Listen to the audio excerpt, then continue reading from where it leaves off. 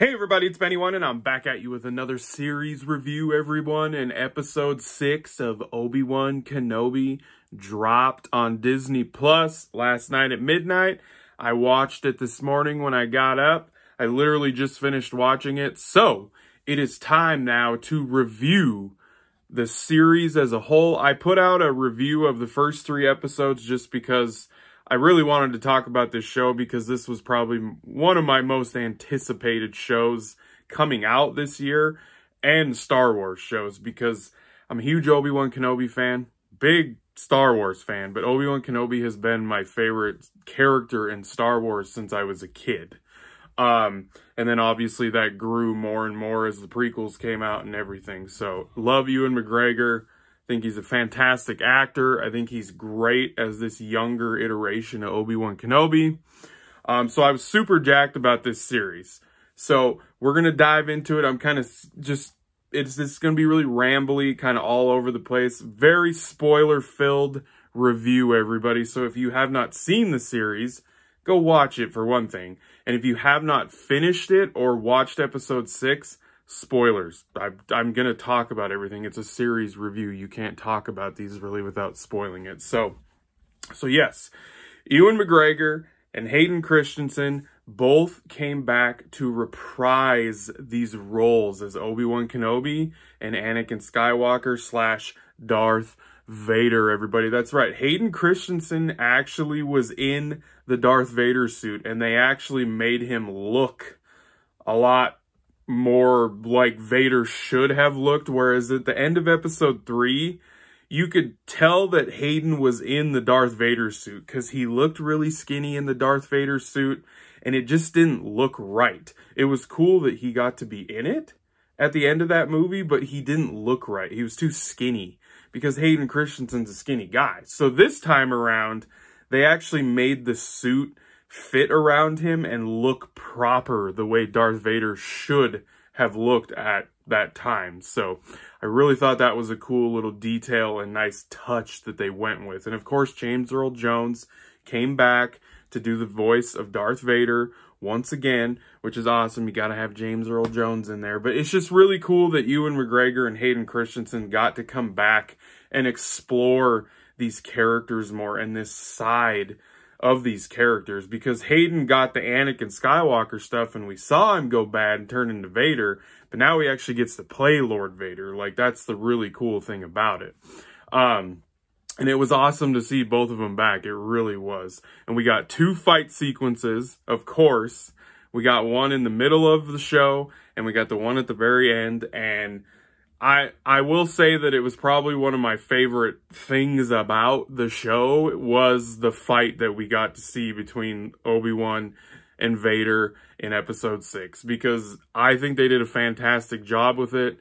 I think it totally lived up to what this show was building towards. It most definitely is one of the better parts about the show, that's for sure. So the basic plot of the show is that, you know, we get reintroduced to Obi-Wan 10 years after the events of Revenge of the Sith, because Leia and Luke are both 10-year-old kids, and Obi-Wan has completely shut himself off from the Force. He's just doing this minimal, meaningless work on Tatooine. They're carving up a sandworm type monster thing and chopping the meat up and shit. He's just doing work day to day and all that shit. So he's completely shut himself off from the Force because he's hiding, and he's really psychologically and mentally messed up because of what happened at the end of episode 3 with Anakin. Like,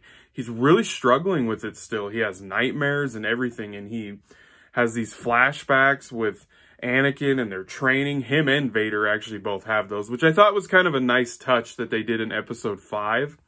Even though the de-aging thing, I don't think they used it on Hayden Christensen, because he looked like he was 40-some years old, even though it was in episode 2 when he was supposed to look like he was like freaking 20 or something, or 18. So I don't know why they didn't do that.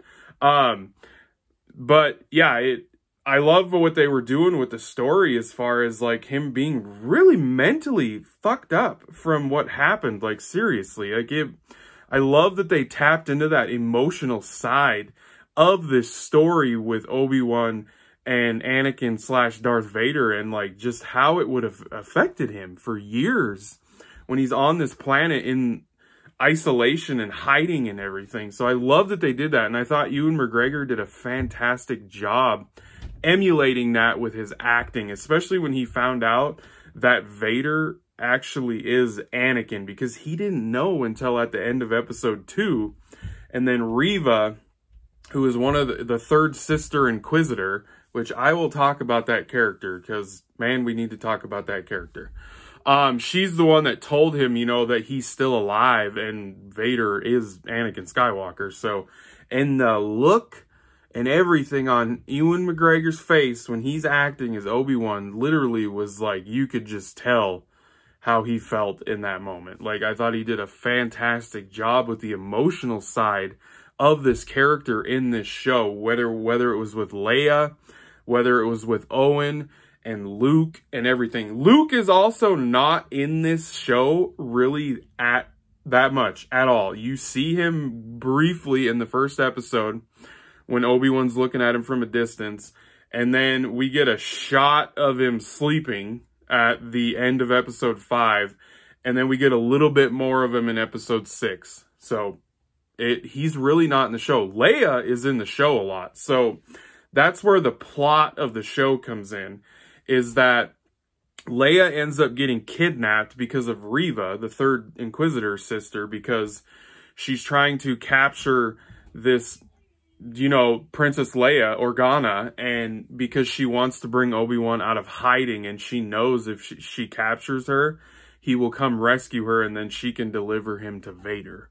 So she gets captured, and that's what brings Obi-Wan out of hiding, because Bail Organa asks him to go rescue her, and he doesn't want to at first. Like, he really does not want to, because he just does not want to put himself out there anymore and show that he's a Jedi, because he's shut himself off from the Force completely.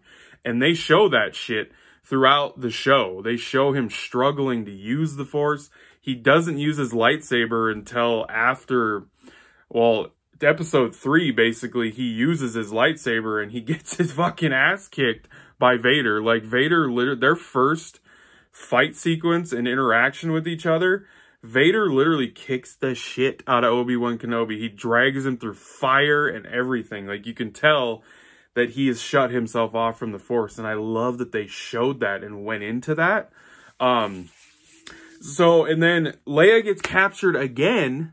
That's one thing, is like, she gets captured twice in 6 episodes. So then he's got to rescue her again. And then the whole point of this series basically is that Obi-Wan's trying to rescue Leia and get her back to Bail Organa. And that's basically the plot of the show for the most part. And obviously Vader and Vader finding out where Obi-Wan is and chasing him in like the last, 4 episodes of the show. I mean, that's basically your gist of the plot. Is Leia gets captured a couple times, Obi-Wan gets her, then she gets captured again, he's got to go save her again, which the second time she gets captured, the rescue sequence in the Inquisitor's little station thing out in the ocean somewhere on a planet, fantastic. It was a little reminiscent of A New Hope and the Death Star. Like, pretty cool sequence. You could tell Obi-Wan was starting to totally wake. He wasn't totally awake yet, and he was allowing the Force to flow again through him. You could tell because he was wielding his lightsaber better. He was using the Force better. But it was a slow little thing. He doesn't just like that. He was just a badass Obi-Wan like we remember him being. I like that it was a slow build-up of him getting the Force back in him and his abilities and everything. So yeah, that was pretty cool shit. And then I will say that I feel like the episodes got better as they went along, because episode 5 I thought was really good. And then episode 6, the last one, was even better. So I would say that the episodes just kept getting better and better and better as they went on. So I think if you're going into this show wanting to see Obi-Wan Kenobi and Darth Vader face off and interact with each other, and that history and the lore that is with them from being brothers and master and Padawan built up in the prequel movies, that I think the show delivers on that aspect. I think they actually delivered quite well when it came to the Obi-Wan Kenobi and Vader shit. I thought they did a good job with it. The fight sequence in episode 6, the actual fight sequence that we get, was great. Obi-Wan was full powered up, man. You could tell that he had tapped into the Force completely again, and it was a fantastic fight sequence. They showed Obi-Wan and Vader doing some shit that we really haven't seen in any movies or TV shows or anything that they had did in any of the movies before or stuff. So it was really cool. There's, in the fight sequence, there was one part where after Obi-Wan gets out of being buried with a bunch of boulders and Vader thought he killed him, he fucking busts those bad boys out of there because he thinks about Luke and Leia, and he's getting all these flashes of seeing them, and he just busts those rocks out of there, man, and he goes after Vader, and he lifts up a bunch of freaking big-ass boulders and just, like, probably like 50, 60 of them just starts fucking hurling at him, man. Bam, bam, bam. Just kicking the shit out of him. And he does, man. He does a number on Vader at the end of this fight sequence. Like, half of the mask is gone. He busted his breather thing. He was taking his fucking lightsaber and just beating the hell out of him with it, man. You could tell the emotions were just flowing through Obi-Wan Kenobi in this fight sequence. And they had a really cool conversation with each other with Hayden's face, Anakin's face, showing half through the Darth Vader mask. And you could hear Hayden's voice, and then it would tap right back into the Vader voice box and like back and forth. It was really cool. Well done. Well done. That's why I say the Obi-Wan Kenobi and Vader shit in this show, they did a good job with that aspect of it. Now, the rest of the show, I do have issues with, I will say, because the Reva character, for one thing, I felt like I think she was a little bit miscast. The writing with her character I felt was off, and I really feel like they put a little bit too much focus on her character. Because she was a Padawan, one of the younglings in the Jedi Temple when Anakin went there with all of the clone troopers to do the Order 66 thing. And we find out that he stabbed her with a goddamn lightsaber. They show him literally stabbing her with a lightsaber. And somehow she survives.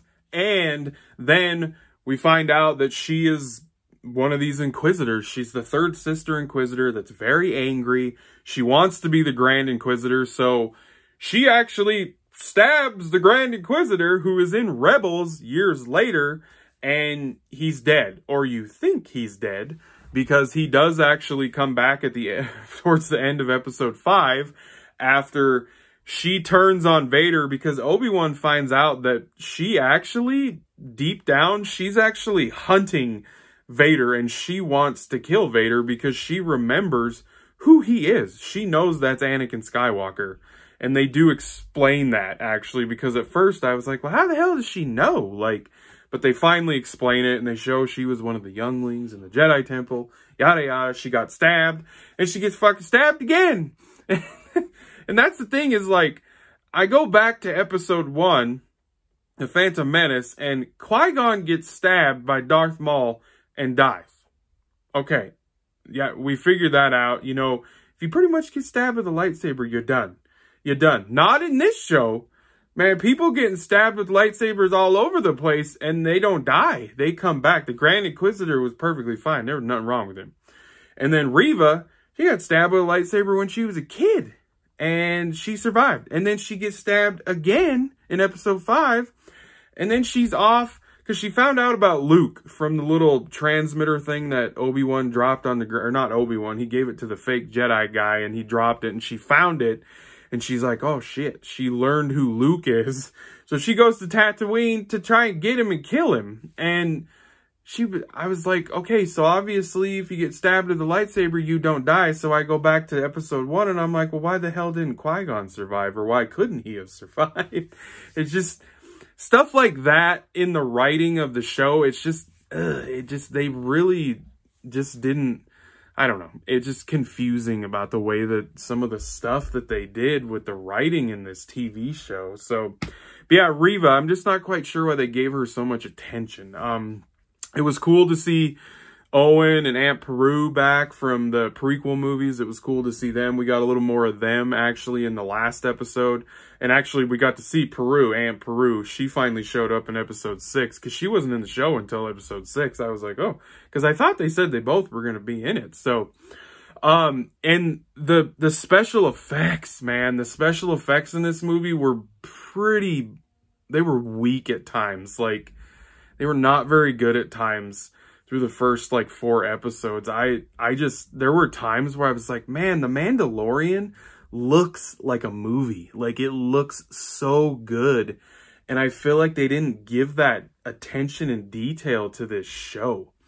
And just the writing and, like, some of the action sequences, like when Leia's being chased in the first couple episodes, oh my God, it was ungodly bad the way it was shot. It was probably some of the worst shot sequences in any Star Wars anything that I have watched. So it was pretty bad. The execution of what they did with the writing and the directing, it was hit and miss for me throughout the entire show. I will say it did get better though, especially the last 2 episodes when it was more focused on the Vader and Obi-Wan, you know, meeting up again and they're going to have this epic fight. It did get better when it was more focused on that. But it just, the looseness with the canon and stuff, with the story, with what's been in place before and after this show, I was just like, they're really playing around with this stuff too much with shit that's already been established. And I didn't totally like all that stuff. I honestly feel like I really feel like they should have just made this a movie. Like, if we would have got like a 2 hour and 15, maybe 30-minute movie, I think this could have been something better than it turned out being. Not that I'm glad we got this, trust me, because I loved seeing Ewan McGregor back as Obi-Wan Kenobi. Didn't miss a beat. He did a fantastic job. And I also liked where the show ended. I feel like it ended and it tied up everything in the show that fits in with A New Hope. Because, like, when Vader and Obi-Wan meet again, when he says, when I last left you, I was but the learner, and now I am the master. It makes sense because of the way that this ended with Obi-Wan kicking the shit out of him again. So that they tied things up like that make everything make sense with A New Hope and like with Leia and Obi-Wan. And it just, because at first the Leia and Obi-Wan shit was a little confusing with the canon and what has been established already. I was like, ugh, but they did tie that stuff up at the end of the show, which I appreciated. And when Obi-Wan gets to finally meet Luke at the end of the episode, and he walks up to him with the little ship that he has in A New Hope, the little toy ship, and he says, hello there. I was like, they didn't actually show him talking to each other, so I was like, that was perfect. And then they show Obi-Wan moving out of his cave and going to the Dune Sea area to live in his little house that he has in A New Hope. And Qui-Gon Jinn, baby, Force Ghost shows up finally, because he tries talking to Qui-Gon throughout the whole show, like, quite a bit, but he never shows up. And then he finally shows up as a Force Ghost, and he was like, you weren't ready, man. You weren't ready to see me. I've been here the whole time. And he was like, well, come on, we got a long ways to go. And I was like, awesome. Yes, that was how the show ended. It was just great ending. I thought they ended it really well. Now, like I said, though, it could have been better because the writing, the directing, and the execution of all that, and the looseness with all the canon and everything that they were messing around with, and just the special effects at times, like the show could have been better. It was still good. It was still really good. The Vader shit was fantastic. It's always cool to see Vader doing his thing. That's why I hope one day we get a Vader movie with him hunting Jedi down. I just think it would be really, really cool, but who knows if that'll ever happen. So overall, I was happy that we got this show, excited to see these characters come back, the actors come back and everything. And I felt like they did kind of tie it up pretty nice in a nice little bow. Had pretty cool lightsaber action sequences with Vader and Obi-Wan. But the execution of the story and everything, like I said, was pretty much a miss for the most part. So as a series as a whole, I am going to give Obi-Wan Kenobi a 7 out of 10 because there's half of the show for me was just like, man, they could have really done a better job with a lot of things in this show to make it even better than I thought it was. So make a movie next time, everybody. Make a movie, Disney. Come on. So 7 out of 10, everyone, for the Obi-Wan Kenobi series. I hope you guys enjoyed that review. I thank you for watching, and I'll be catching you on the tube later because I have spoken.